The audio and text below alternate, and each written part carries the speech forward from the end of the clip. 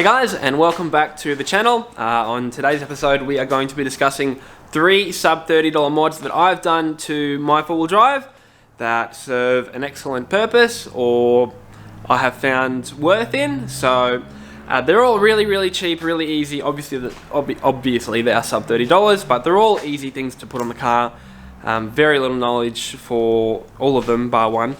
It may be an idea to have a little bit of an idea when you're working on an auto electrical system for one of them, but let's dive into that now and we'll discuss that. So the first one actually takes place in the engine bay, which is odd for an engine piece to cost not much, but that there is the airbox for the D22.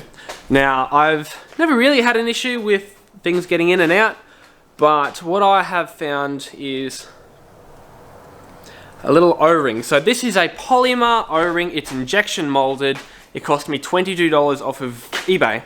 I will leave a link in the description below, but what it is, and I've only had it on for probably about 3 months, I think, 3 months, but for $22, it sits between the airbox lid and the airbox itself, and it just helps stop extra dust and water from coming in. We spend so much money trying to protect our diesels, or our engines, period, diesel or petrol, and I think for $20, that's pretty worth it. Even if it keeps a little bit more dust out, a little more water out, I think that's pretty invaluable. So I'm putting that on my list of not top 3, but just 3 sub $30 mods that I have found useful.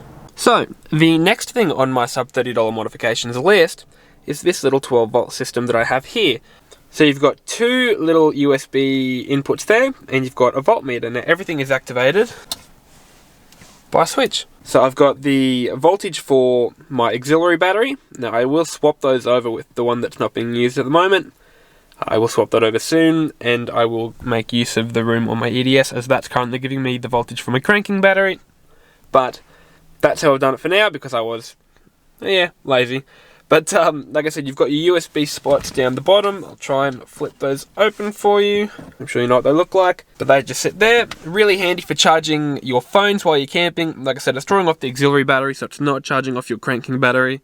It's not going to flatten your battery in the morning, and it's completely controlled by that switch. So everything here can be bought for under $30, and it's been a really useful mod, particularly for camping and things like that. So I would absolutely recommend, if you've got the time, to pop something similar to this or just like this in your rig. Now, my last thing on the list of sub $30 modifications that I have put on the nav that are useful is this little aerial. So I have what's called an elevated feed style aerial, so I can interchange my aerial whips. I've gone through 2 of these now. I snapped the ends off. Unfortunately, with my what would you call it? My base, my antenna base, the spring doesn't flex before these do, and because this is a harder fiberglass, this tends to break.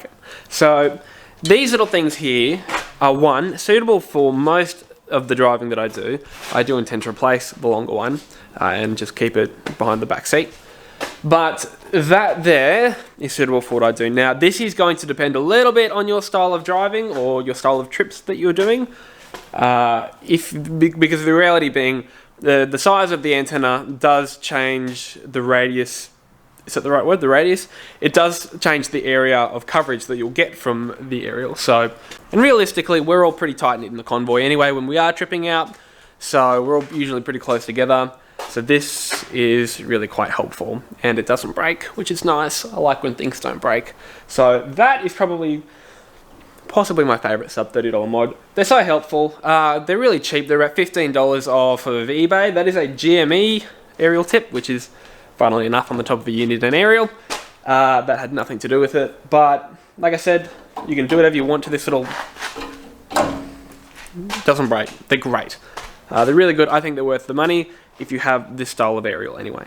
And so that concludes my list of 3 sub $30 modifications that I've done to my car that I really like, or that have got a function or a purpose to the car that I think might be worth having for some of you guys. So that's the end of the video. Thank you. I hope you liked that video. If you found use in this video, drop a like, drop a comment, subscribe. Consider subscribing. It does help the channel out.